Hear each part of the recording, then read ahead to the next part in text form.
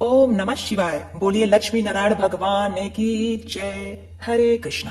प्रिय भक्तगणों, वैशाख पूर्णिमा की आप सभी को अनेकों शुभकामनाएं। भगवान विष्णु और माता लक्ष्मी सहित शिव पार्वती जी की कृपा आप सभी भक्तगणों पर सदा सर्वदा बनी रहे। आप सदा सुखी, संपन्न एवं स्वस्थ रहे।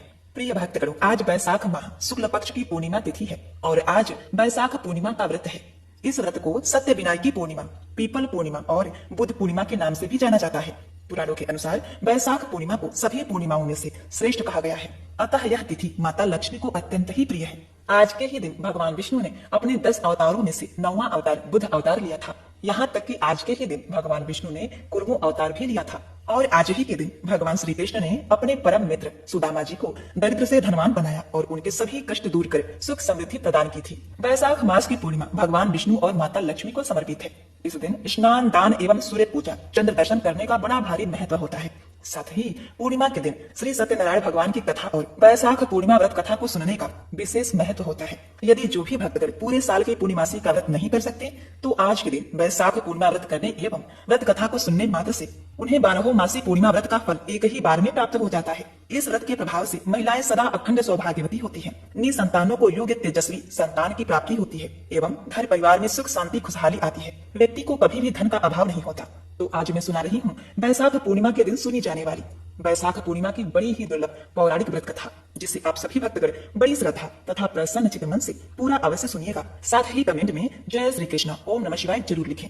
इस दिन धर्मराज की पूजा करने का विधान है। इस व्रत से धर्मराज की प्रसन्नता प्राप्त होती है और अकाल मृत्यु का भय नहीं रहता। वैशाख की पूर्णिमा को ही भगवान विष्णु का 9वां अवतार भगवान बुद्ध के रूप में हुआ था। बुद्ध पूर्णिमा के दिन अलग अलग कार्य करने से अलग अलग फलों की प्राप्ति होती है। धर्मराज के निमित्त जल पूर्ण कलश और पकवान दान करने से गोदान के समान फल प्राप्त होता है।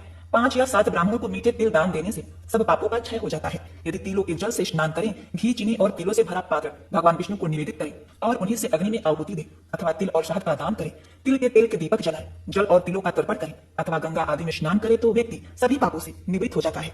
स्कंद पुराण के अनुसार पूर्व काल में वैशाख मास की एकादशी को अमृत प्रकट हुआ, द्वादशी को भगवान विष्णु ने उसकी रक्षा की, त्रयोदशी को विष्णु जी ने देवताओं को सुधा पान करवाया तथा चतुर्दशी को देव विरोधी दैत्यों का संहार किया और वैशाख की पूर्णिमा के दिन ही समस्त देवताओं को उनका साम्राज्य प्राप्त हो गया। अतः देवताओं ने प्रसन्न होकर इस 3 तिथियों को वर दिया। वैशाख मास की ये 3 तिथियां मनुष्य के समस्त पापों का नाश करने वाली तथा सब प्रकार के सुख प्रदान करने वाली हो। वैशाख माह के शुक्ल पक्ष की त्रयोदशी से लेकर पूर्णिमा तक की तिथियां पुष्करणी कही गई है। ये बड़ी ही पवित्र और सुखकारी है। यह सब पापों का क्षय करने वाली है। इसमें स्नान, प्रभु का ध्यान एवं दान पुण्य करने से पूरे माह स्नान का फल मिल जाता है। जो मनुष्य वैशाख मास के अंतिम दिन गीता का पाठ करता है, वैशाख पूर्णिमा व्रत कथा का श्रवण करता है, उसे प्रतिदिन अश्वमेध यज्ञ का फल प्राप्त होता है, ऐसा शास्त्रों का कथन है। तो प्रिय भक्तों, श्री लक्ष्मीपति विष्णु भगवान और शिव जी का ध्यान करते हुए आइए कथा का रसपान करते हैं। द्वापर युग में एक समय की बात है। यशोदा जी ने श्री कृष्ण जी से कहा, हे कृष्ण, तुम सारे संसार के उत्पन्न करता, पोषण तथा उसके संहार करता हो। आज कोई ऐसा व्रत मुझसे कहो जिसके करने से मृत्यु लोक में स्त्रियों को विधवा होने का भय न रहे तथा यह व्रत सभी मनुष्यों की मनोकामना पूर्ण करने वाला हो। श्री कृष्ण कहने लगे, हे माता, तुमने अति सुंदर प्रश्न किया है। मैं तुमसे ऐसे ही व्रत को विस्तार पूर्वक कहता हूँ। सौभाग्य की प्राप्ति के लिए स्त्रियों को 32 पूर्णमासियों का व्रत करना चाहिए। इस व्रत को करने से स्त्रियों को सौभाग्य संपत्ति मिलती है। वह व्रत अतः सौभाग्य देने वाला और भगवान शंकर के प्रति मनुष्य मात्र की भक्ति को बढ़ाने वाला है। यशोदा जी कहने लगी, हे कृष्ण, सर्वप्रथम इस व्रत को मृत्यु लोक में किसने किया था, इसके विषय में विस्तार पूर्वक मुझसे कहो। श्री कृष्ण कहने लगे, इस भूमंडल पर एक अत्यंत ही प्रसिद्ध राजा चंद्रहास थे और उनकी रत्नों से परिपूर्ण आदिका नाम की एक नगरी थी। उस नगर में धनेश्वर नाम का एक ब्राह्मण था और उसकी स्त्री बड़ी ही सुंदर थी जिसका नाम रूपवती था। दोनों ही उस नगर में बड़े प्रेम से रहते थे। उनके घर में धन धान्य आदि की कोई कमी नहीं थी, परंतु उनको बहुत बड़ा दुख था कि उनकी कोई संतान न थी। एक समय एक बड़ा योगी उस नगर में आया। वह योगी उस ब्राह्मण के घर को छोड़कर अन्य सभी घरों से भिक्षा लेकर भोजन किया करता था। वह रूपवती से कभी भिक्षा नहीं लेता था। एक दिन वह योगी रूपवती से भिक्षा न लेकर किसी अन्य घर से भिक्षा लेकर गंगा किनारे जाकर प्रेम पूर्वक खा रहा था। तभी धनेश्वर ने योगी को ऐसा करते हुए देख लिया था। अपनी भिक्षा की अनादर से दुखी होकर धनेश्वर योगी से कहता है कि वह सभी घरों से भिक्षा लेता है लेकिन वह उसके घर से भिक्षा कभी नहीं लेते। इसका क्या कारण है? योगी ने कहा कि निसंतान के घर की भिक्षा पतितों के अन्न के समान होती है और जो पतितों का अन्न खाता है वह भी पतित हो जाता है। क्योंकि वह निसंतान है इसलिए पतित हो जाने के वजह से वह उसके घर की भिक्षा नहीं लेता। धनेश्वर यह बात सुनकर बहुत ही दुखी हुआ और हाथ जोड़कर योगी के पैरों में गिर गया और कहने लगा कि यदि ऐसा ही है तो वह उसे पुत्र प्राप्ति का उपाय बताइए। वह सब कुछ जानने वाले हैं, वह उस पर अवश्य कृपा करें। धन की उसके घर में कोई कमी नहीं है लेकिन कोई संतान न होने के कारण वह बहुत दुखी रहता है। वह उसके इस दुख का हरण करे। यह सुनकर योगी कहने लगे कि बड़े चंडी की आराधना करनी चाहिए। अब घर आकर उसने अपनी स्त्री से पूरी बात कहकर स्वयं वन में चला गया। वहां उसने चंडी की आराधना शुरू कर दी और उपवास भी किया। चंडी देवी ने 16वें दिन को उसको स्वप्न में दर्शन दिया और कहा कि उसके यहाँ पुत्र होगा, परंतु वह 16 वर्ष की आयु में ही उसकी मृत्यु हो जाएगी। यदि वह दोनों स्त्री पुरुष 32 पूर्णिमाओं का व्रत विधि विधान से करेंगे तो वह दीर्घ आयु हो जाएगा। जितनी उसकी सामर्थ्य है आटे के लिए बनाकर शिव जी भगवान का पूजन करना, परंतु पूर्णिमा के व्रत 32 होने चाहिए। प्रातःकाल होने पर इस स्थान के समीप एक आम का वृक्ष दिखाई देगा। उस वृक्ष पर चढ़कर फल तोड़कर शीघ्र ही उसे अपने घर ले जाना और अपनी स्त्री को सारा वृत्तांत बताना। ऋतु स्नान करने के बाद वे सच होकर श्री शंकर भगवान का ध्यान करके उस फल को खा ले, तब शंकर भगवान के पास वह गर्भवती हो जाएगी। जब वह ब्राह्मण प्रातःकाल उठा तो उसने एक स्थान के पास ही आम का एक वृक्ष देखा जिस पर बहुत सुंदर आम का फल लगा हुआ था। उस ब्राह्मण ने आम के वृक्ष पर चढ़कर फल को तोड़ने का प्रयास किया, परंतु वृक्ष पर कई बार कोशिश करने पर भी वह चढ़ नहीं पाया। तब उस ब्राह्मण को बहुत चिंता हुई और वह विघ्न विनाशक श्री गणेश भगवान की वंदना करने लगा कि हे भगवान, उस पर कृपा करके इतनी शक्ति दी कि वह अपनी मनोरथ को पूर्ण कर सके। इस प्रकार गणेश जी की प्रार्थना करने पर उनकी कृपा से धनेश्वर वृक्ष पर चढ़ गया और उसने सुंदर आम के फल को तोड़ लिया। उस धनेश्वर ब्राह्मण ने जल्दी से घर जाकर अपनी स्त्री को वह फल दे दिया और उसकी स्त्री ने अपने पति के कहे अनुसार उस फल को खा लिया और वह गर्भवती हो गई। प्रिय भक्तगण, उस ब्राह्मण को देवी माँ की असीम अनुकंपा से एक अत्यंत ही सुंदर पुत्र उत्पन्न हुआ, जिसका नाम उन्होंने देवी दास रखा। बालक शुक्लपक्ष की चंद्रमा की भांति अपने पिता के घर में बड़ा होने लगा। भगवान की कृपा से वह बालक बहुत ही सुंदर, सुशील, विद्या पढ़ने में बहुत ही निपुण था। दुर्गा जी की आज्ञा अनुसार उसकी माता ने 32 पूर्णमासी का व्रत करना आरंभ कर दिया, जिससे उसका पुत्र बड़ी आयु वाला हो जाए। अब 16 वर्ष लगते ही देवी दास के माता पिता को बड़ी ही चिंता हो गई कि कहीं उसके पुत्र की इस वर्ष मृत्यु न हो जाए। उन्होंने अपने मन में विचार किया, यदि यह दुर्घटना उसके सामने हो गई तो वह कैसे सहन कर सकेंगे। इसीलिए उन्होंने देवी दास के मामा को बुलाया और कहा कि उनकी एक बड़ी ही इच्छा है कि देवी दास 1 वर्ष तक काशी में जाकर विद्या का अध्ययन करे और उसको अकेला कभी मत छोड़ना चाहिए। इसीलिए वह साथ चले जाए और 1 वर्ष के बाद इसे वापस ले आना। तब सारा प्रबंध करके उसके माता पिता ने देवी दास को एक घोड़े पर बैठाकर उसके मामा के साथ ही भेज दिया, परंतु यह बात उन्होंने मामा या किसी और को नहीं बतलाई। धनेश्वर ने अपनी पत्नी के साथ मां भगवती के सामने मंगल कामना तथा दीर्घ आयु के लिए भगवती की आराधना और पूर्णमासियों का व्रत करना आरंभ कर दिया। इस प्रकार बराबर 32 पूर्णमासी के व्रत को उन्होंने पूरा किया। कुछ ही समय के बाद एक दिन वह दोनों मामा और भांजा रात बिताने के लिए एक गांव में ठहरे थे। वहां एक ब्राह्मण के सुंदर लड़के का विवाह होने वाला था। जिस धर्मशाला में वर और बारात के बाकी लोग रुके हुए थे, उसी धर्मशाला में देवी दास और उसका मामा ठहर गए। उधर कन्या को तेल आदि चढ़ाने के बाद जब लग्न का समय आया तो वर की तबीयत खराब हो गई, क्योंकि उसे मिर्गी की बीमारी थी। वर के पिता ने अपने परिवार वालों से विचार विमर्श करके कहा कि वह देवी दास मेरे पुत्र जैसा ही लग रहा है, मैं इसके साथ लग्न कर दूं और बाद में बाकी सारे काम मेरे बेटे के साथ पूरे हो जाएंगे। ऐसे कहने के बाद वर के पिता देवी दास को मांगने के लिए उसके मामा के पास गए और उन्हें सारी बात बताई। मामा ने कहा कि कन्यादान में जो भी कुछ मिलेगा वो हमें दे दिया जाए। वर के पिता ने बात स्वीकार कर ली। इसके बाद देवी दास का विवाह कन्या के साथ संपन्न हो गया। इसके बाद रात्रि में वह अपने पत्नी के साथ भोजन न कर सका और मन ही मन विचार करने लगा कि न जाने यह किसकी पत्नी होगी। यह सोचकर उसकी आंखों में आंसू आ गए। तब वधू ने पूछा कि क्या बात है, आप उदास क्यों हैं? तब उसने सारी बातें अपनी पत्नी को बता दी। तब कन्या कहने लगी, ये तो बहुत ही गलत है, आप ही मेरे पति हैं, मैं आपकी ही पत्नी रहूंगी, किसी अन्य की कभी नहीं। तब देवी दास ने कहा, ऐसा मत करिए, क्योंकि मेरी आयु बहुत कम है, यदि मुझे कुछ हो गया तो आपका क्या होगा? लेकिन उसकी पत्नी नहीं मानी और बोली, स्वामी आप भोजन कर लीजिए। दोनों रात में सोने के लिए चले गए। सुबह देवी दास ने पत्नी को 4 नगों से जड़ी एक अंगूठी दी और एक रुमाल दिया और बोला, हे प्रिय, इसे ले लो और संकेत समझकर स्थिर चित्त हो जाओ। मेरे मरण और जीवन जानने के लिए एक पुष्प वाटिका बना लो, इसमें सुगंधित वाली एक मल्लिका लगा लो। लड़के ने कहा कि जो गति उनकी होगी वही गति उसकी होगी। इस बगिया में लगाए गए फूल सूख जाएंगे और जब यह फिर हरे भरे हो जाएंगे तो जान लेना कि वह जीवित है।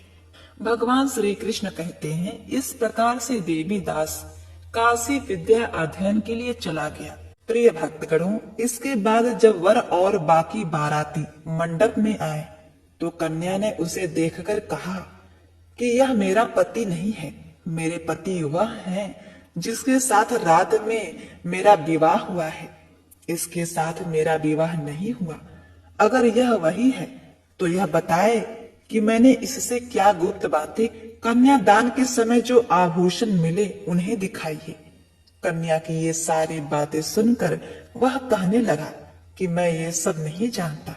इसके बाद सारी बारात भी अपमानित होकर लौट गई। जब कुछ समय बीत गया तो काल से प्रेरित होकर एक सर्प रात के समय उसको डसने के लिए वहां आया। उस विषधर के प्रभाव से उसके शयन का स्थान चारों ओर से विष की ज्वाला से विषैला हो गया, परंतु व्रत के प्रभाव से उसको काट नहीं पाया, क्योंकि पहले से ही उसकी माता ने 32 पूर्णमासियों का व्रत रखा था। इसके बाद स्वयं काल वहां पर आया और उसके शरीर से प्राणों को निकालने की कोशिश करने लगा, जिससे वह बेहोश होकर पृथ्वी पर गिर गया। भगवान की कृपा से उसी समय माता पार्वती के साथ भगवान शिव शंकर जी वहां आ गए। उसको बेहोश देखकर पार्वती जी ने भगवान से प्रार्थना की और कहा कि इस बालक की माता ने पहले ही 32 पूर्णमासियों का व्रत पूरा किया है और वह उसे प्राणदान दे। इस प्रकार शिव जी उसको जीवित कर देते हैं।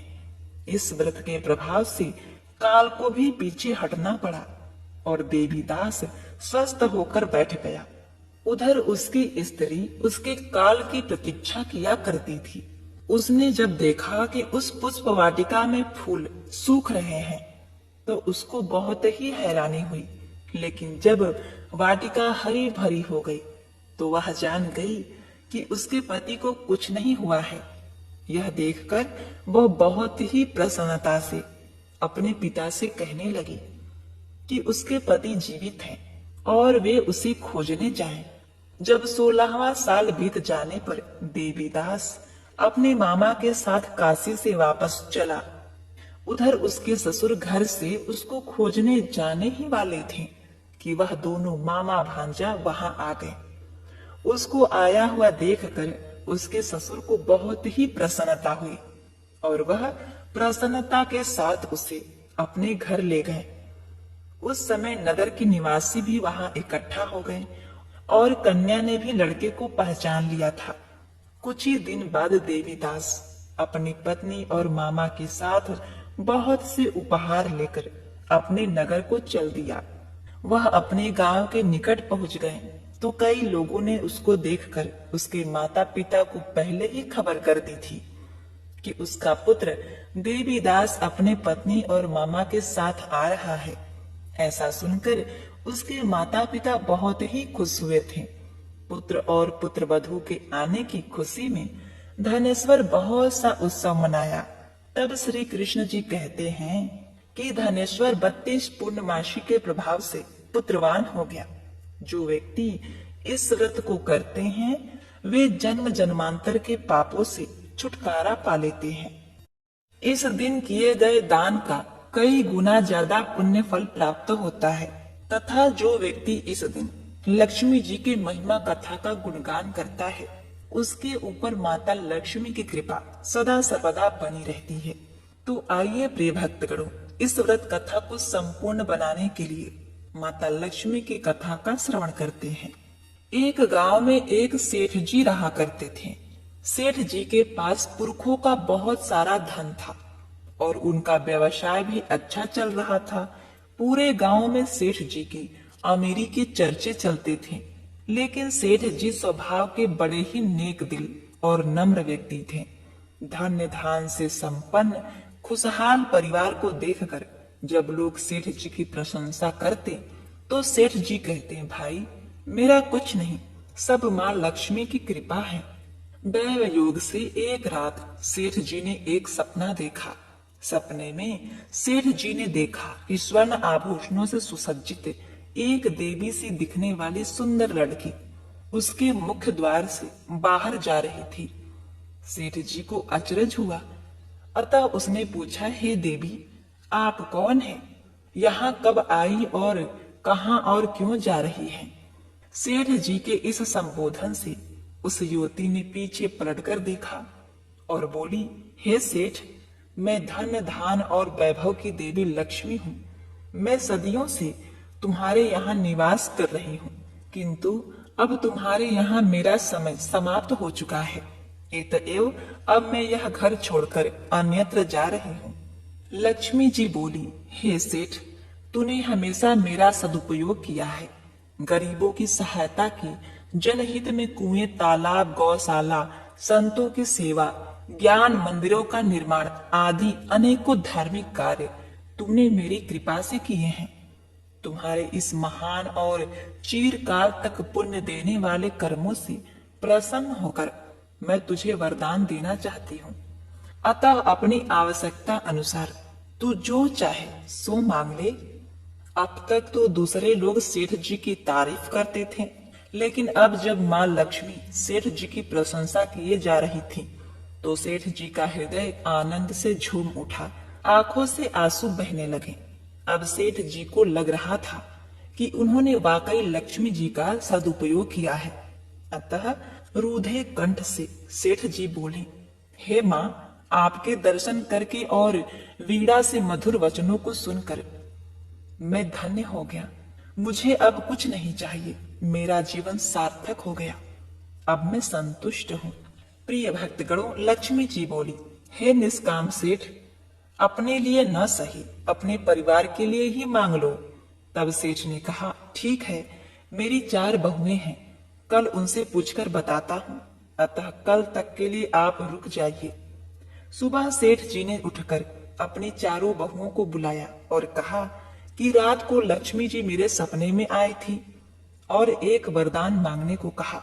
मैंने कुछ भी मांगने से मना कर दिया तो उन्होंने परिजनों के लिए मांगने का आग्रह किया। इसीलिए अब तुम ही बताओ, मुझे क्या मांगना चाहिए जिससे हमारा मनोरथ सिद्ध हो। सबसे पहले बड़ी बहू बोली, पिताजी, लक्ष्मी जी तो अब जा रही हैं, पता नहीं हमारे भावी दिन कैसे होंगे, अतः आप उनसे अन्न के भंडार भर जाने को कहिए ताकि हम कभी भूखे न मरे। फिर दूसरी वाली बोली, दीदी, अन्न के भंडार कब तक रहेंगे, अन्न तो सड़कर खराब हो जाएगा। मैं तो कहती हूँ कि सोने चांदी से तिजोरियां भरवा लेनी चाहिए जिसे बेचकर अन्न और रुपए पैसे सब खरीदे जा सकते हैं। इतने में तीसरी बोली, दीदी, इतने सोने चांदी की रक्षा कौन करेगा, इससे तो अच्छा है रुपए पैसे मांगे जाएं ताकि बैंक में जमा करके निश्चिंत हुआ जा सके। आजकल तो सब कुछ रुपए पैसे से खरीदा जा सकता है। सबकी बात सुनकर सबसे छोटी बहू बोली, पिताजी, अगर लक्ष्मी जी जाएंगी तो उनसे कितना ही धन मांग ले, वो भी नहीं टिकने वाला। धन और दौलत वैसे भी हमेशा रहने वाला नहीं है। यदि हम अपने बच्चों के लिए ढेरों धन छोड़ेंगे तो वह अहंकार और आलस्य में कोई काम नहीं करेंगे, धन का दुरुपयोग करेंगे। अतः आप लक्ष्मी जी से कहिएगा कि हे देवी, आपको जाना है तो जाइए, किंतु इतना वरदान देते जाइए कि हमारे घर में हमेशा धार्मिकता का वातावरण बना रहे, साधु संतों और स्वजनों की हमेशा सेवा होती रहे, सभी परिवारों के हृदय में ईश्वर की आस्था बनी रहे, सभी में आपसी प्रेम और अपनत्व का भाव हमेशा बना रहे। यदि इतना हो सके तो संपत्ति के बिना भी विपत्ति के दिन आसानी से कट जाएंगे। सेठ जी को छोटी बहू की बात पसंद आ गई। उन्होंने ऐसा ही कहने को बोला। उस रात फिर से लक्ष्मी जी सेठ जी के सपने में आई और बोली, पूछ लिया सेठ अपनी बहुओं से? सेठ ने कहा, हाँ माते, आपको जाना है तो खुशी से जाइए, लेकिन इतना वरदान देते जाइए कि मेरे घर में हमेशा धार्मिकता का वातावरण बना रहे, मेरे परिवार जन हमेशा साधु संतों और सज्जनों की सेवा करते रहें, सभी में आपसी प्रेम बना रहे। यदि इतना हो सके तो संपत्ति के बिना भी विपत्ति के दिन आसानी से कट जाएंगे। यह सुनकर लक्ष्मी जी विस्मित होकर बोली, यह क्या मांग लिया सेठ? जिस घर में साधु संतों और सज्जनों की सेवा होती है, धार्मिकता का वातावरण बना रहता है और परिवार जनों में परस्पर प्रेम होता है, वहां तो स्वयं श्री हरि का निवास होता है, और जहां श्री हरि का निवास होता है उसे तो मैं चाहकर भी नहीं छोड़ सकती, क्योंकि मैं तो उनके चरणों की सेविका हूँ। यह वर मांगकर तुमने मुझे इसी घर में रहने को विवश कर दिया है। जिसने भी तुम्हें यह युक्ति सुझाई वह निश्चित ही चतुर, धार्मिक और बुद्धिमान है। यह वर देकर लक्ष्मी जी उसी घर में रहने लगी। तो प्रिय भक्तगणों, हमेशा सुखी संपन्न रहने के लिए घर में पूजा पाठ और शांति का माहौल होना अति आवश्यक है। तभी भगवान विष्णु आपके घर में निवास करेंगे और माता लक्ष्मी की कृपा आप पर सदा सर्वदा बनी रहेगी। तो बोलिए लक्ष्मीपति विष्णु भगवान की जय। जय माता लक्ष्मी। ओम नमः शिवाय। पार्वती पते हर हर महादेव। प्रिय भक्तगणों, कहते हैं कि जब तक किसी व्रत कथा के अंत में श्री गणेश जी और तपसी लपसी की कथा कहानी को नहीं सुना जाए और पढ़ा जाए, तब तक व्रत कथा का पुण्य फल नहीं प्राप्त होता। तो आइए सुनते हैं गणेश जी की कहानी। एक अंधी बुढ़िया थी जिसका एक बेटा और बहू थी। वह बहुत गरीब थी। वह अंधी बुढ़िया माई नित्य प्रति गणेश जी की पूजा किया करती थी। माई की पूजा से प्रसन्न होकर एक दिन गणेश जी भगवान साक्षात सम्मुख आकर बैठ गए और बोले, बुढ़िया माई, तू प्रतिदिन निस्वार्थ भाव से मेरी पूजा करती है, जो चाहे सो मांग ले। हे विघ्नहर्ता गणेश जी भगवान, मुझे तो मांगना नहीं आता, सो क्या मांगू। तब गणेश जी भगवान बोले, माई मैं कल आऊंगा, तू अपने बहू बेटों से पूछकर मांग ले। तब बुढ़िया माई ने अपने बेटे बहू से पूछा तो बेटा बोला कि माँ धन मांग ले, और बहू ने कहा कि माँ जब से मेरा विवाह हुआ है मुझे एक भी पुत्र नहीं हुआ, तुम अपने लिए पोता मांग लो। तब बुढ़िया माई ने सोचा कि बेटा बहू तो अपने अपने मतलब की बातें कर रहे हैं, अतः उस बुढ़िया माई ने अपने सबसे प्रिय सखी पड़ोसन से पूछा तो पड़ोसन ने कहा कि बुढ़िया माई तेरी थोड़ी सी जिंदगी बची है, तू क्यों मांगे धन और क्यों मांगे पोता, तू तो केवल अपने दोनों आंखें मांग ले जिससे तू यह संसार देख सके और सुख से जीवन व्यतीत हो जाए। उस बुढ़िया माई ने बेटे बहू तथा पड़ोसन की बात सुनकर मन ही मन सोचा कि ऐसा क्या मांगा जाए जिससे बहू बेटो भी खुश हो जाए और मेरा भी भला हो जाए। मैं ऐसा क्या मांगू। यह सोचते सोचते रात हो गई। बुढ़िया माई को नींद नहीं आई, करवटें बदलती रही। जब सुबह हुआ तो बुढ़िया माई नहा धोकर मंदिर में भगवान गणेश जी के पास गई। जब दूसरे दिन गणेश जी भगवान आए और बोले, बुढ़िया माई मांग ले। गणेश जी भगवान के वचन सुनकर बुढ़िया माई बोली, हे विघ्नहर्ता, आप मुझे 9 करोड़ की माया दे दीजिए, निरोगी काया दे दीजिए, आंखों की रोशनी दे दीजिए, नाती दे दीजिए, पोती दे दीजिए, अमर सुहाग दे दीजिए और सब परिवार को सुख दे और अंत में मोक्ष दे दीजिए। बुढ़िया माई की बात सुनकर गणेश जी बोले, बुढ़िया माँ तूने तो मुझे ठग लिया और कहती है कि तुझे मांगना नहीं आता। जो कुछ तूने मांग लिया वह सब कुछ तुझे मिलेगा। यह कहकर गणेश जी भगवान अंतर ध्यान हो गए। हे गणेश जी भगवान, जैसा बुढ़िया माई को दिया वैसा सबको देना और सभी पर अपनी कृपा दृष्टि बनाए रखना। बोलिए गजानन महाराज की जय। प्रिय भक्तगणों, अब आइए सुनते हैं कथा को संपूर्ण करने वाली तपसी लपसी की कथा। एक था तपसी, एक था लपसी। तपसी तो भगवान की तपस्या करता था और लपसी सवा शेर की लापसी बनाकर उसका भोग लगाकर प्रसाद ग्रहण करता था। एक दिन दोनों किसी बात पर लड़ने लगे। नारद जी वहां से गुजर रहे थे। दोनों को लड़ता देखकर उनसे पूछा कि तुम क्यों लड़ रहे हो। तपसी ने खुद को बड़ा होने का कारण बताया और लपसी ने अपना कारण बताया। नारद जी बोले, तुम्हारा फैसला मैं कर दूंगा। दूसरे दिन तपसी और लपसी नहाकर अपनी रोज की भक्ति करने आए तो नारद जी ने छुपकर 1.25 करोड़ की एक अंगूठी उन दोनों के आगे रख दी। तपसी की नजर जब अंगूठी पर पड़ी तो उसने चुपचाप अंगूठी उठाकर अपने नीचे दबा ली। लपसी की नजर अंगूठी पर पड़ी लेकिन उसने ध्यान नहीं दिया। भगवान को भोग लगाकर लापसी खाने लगा। नारद जी सामने आए तो दोनों ने पूछा कि कौन बड़ा है। तो नारद जी ने तपसी से खड़ा होने को कहा तो वह खड़ा हुआ तो उसके नीचे दबी अंगूठी दिखाई पड़ी। नारद जी ने तपसी से कहा, तपस्या करने के बाद भी तुम्हारी चोरी करने की आदत नहीं गई, इसीलिए लपसी बड़ा है और तुम्हें तुम्हारी तपस्या का कोई फल नहीं मिलेगा। तपसी शर्मिंदा होकर माफी मांगने लगा। उसने नारद जी से पूछा, मुझे मेरी तपस्या का फल कैसे मिलेगा। नारद जी ने कहा, यदि कोई गाय और कुत्ते की रोटी नहीं बनाएगा तो फल तुझे मिलेगा। यदि कोई ब्राह्मण को भोजन करवाकर दक्षिणा नहीं देगा तो फल तुझे मिलेगा। यदि कोई साड़ी के साथ ब्लाउज और रुपए नहीं देगा तो फल तुझे मिलेगा। यदि कोई दिए से दिया जलाएगा तो फल तुझे मिलेगा। यदि कोई सारी व्रत कथा को सुने लेकिन तुम्हारी कहानी को न सुने तो फल तुझे मिलेगा। उसी दिन से हर व्रत कथा कहानी के साथ तपसी लपसी की कहानी भी सुनी और कही जाती है। तो बोलिए उमापति शिव शंकर भगवान की जय। जय भोलेनाथ, जय विष्णु भगवान, जय हो माता लक्ष्मी। हे भगवान, आप अपने सभी भक्तों का कल्याण करना, उनके ऊपर अपनी कृपा दृष्टि सदा सर्वदा बनाए रखना। प्रिय भक्तगणों, इस कथा को समाप्त करते हुए आइए अब श्रवण करते हैं आरती। मातु लक्ष्मी करी कृपा, करो हृदय में वास, मनोकामना सिद्ध करे, पुरहु मेरी काज। सिंधु सुता विष्णु प्रिय, नत सिर बारंबार।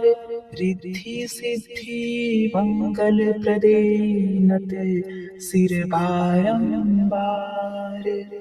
यही मोर अरदास, हाथ जोड़ विनती करूं।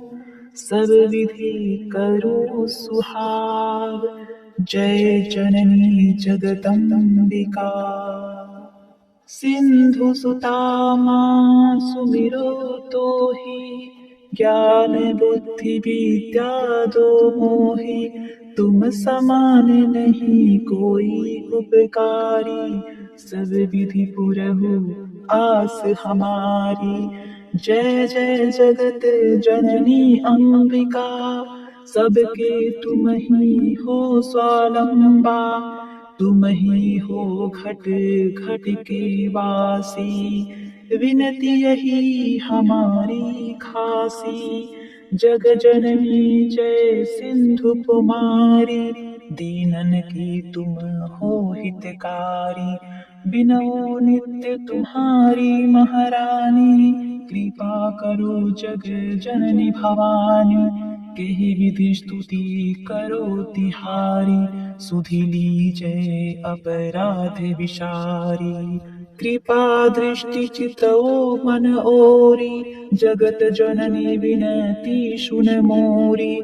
ज्ञान बुद्धि जय सुख की दाता, संकट हरो हमारी माता। क्षीर सिंधु जब विष्णु मथायो, 14 रत्न सिंधु में पायो। 14 रत्न में तुम सुख राशि, सेवा की जो प्रभु बनी दासी। जब जब जन्म जहाँ प्रभु लीन्हा, रूप बदलतः सेवा कीन्हा। स्वयं विष्णु जब नर तनु धारा, लीनऊ अवधपुरी अवतारा। तब तुम प्रकट जनकपुर माही, सेवा कियो हृदय पुलकाहि। अपनायो तेहि अंतर्यामी, विश्व विदित त्रिभुवन की स्वामी। तुम सब प्रलय शक्ति नहीं आनी, कहतक महिमा कहूँ बखानी। मन क्रम वचन करे केवाई, मन इच्छित वांछित फल पाई। तज छल कपट चतुराई, पूजहि विविध भांति मन लाई। और हाल में कहो बुझाई, जो यह पाठ करे मन लाई। ताहो कोई कष्ट न होई, मन इच्छित फल पावे फल सोई। त्राहि त्राहि जय दुख निवारिणी, त्रिविधि ताप भव बंधन हारिणी। जो यह चालीसा पढ़े और पढ़ावे, इसे ध्यान लगा कर सुने सुनावे। ताको कोई न रोग सतावे, पुत्र आदि धन संपत्ति पावे। पुत्रहीन और संपत्तिहीना, अंधा बधिर कोढ़ी अति दीना। विप्र बोलाय के पाठ कराओ, शंका दिल में कभी न लाओ। पाठ करावो दीन चालीसा, ताकर कृपा करे गौरीशा। सुख संपत्ति बहुत सी पावे, कभी नहीं काहू की आवे। 12 मास करे जो पूजा, ते ही सम अन्य और नहीं दूजा। प्रतिदिन पाठ करे मन माही, उस सम कोई जग में नाही। बहुविधि क्या मैं करो बड़ाई, ले परीक्षा ध्यान लगाई। करी विश्वास करे व्रत नेमा, होय सिद्धि उपजे उर प्रेमा। जय जय लक्ष्मी महारानी, सब में व्यापित जो गुण खानी। तुम्हरो तेज प्रबल जग माही, तुम सबको दयाल कहु नाही। मोहि अनाथ की सुधि अब लीजय, संकट काटी भक्ति मोहि दीजे। भूल चूक करी क्षमा हमारी, दर्शन दीजे दया निहारी। बिन दर्शन व्याकुल अधिकारी, तुम ही अक्षत दुख सहते भारी। नहीं मोहि ज्ञान बुद्धि है तन में, जग जानत हो अपने मन में। रूप चतुर्भुजे करके धारण, कष्ट मूर अब करहु निवारण। कही उपकार मैं करो बड़ाई, जान बुद्धि मोहि नहीं अधिकाई। रामदास अब कहाई पुकारे, करो दूर तुम विपति हमारी। त्राहि त्राहि दुख हरणि हरो, बेग सब त्रास। जयति जयति जय लक्ष्मी करो, शत्रुवन का नाश। रामदास धरि ध्यान नित, विनय करत कर जोर। मातु लक्ष्मी दास कर, करहु दया की कोर। जय माता लक्ष्मी। ओम नमः शिवाय।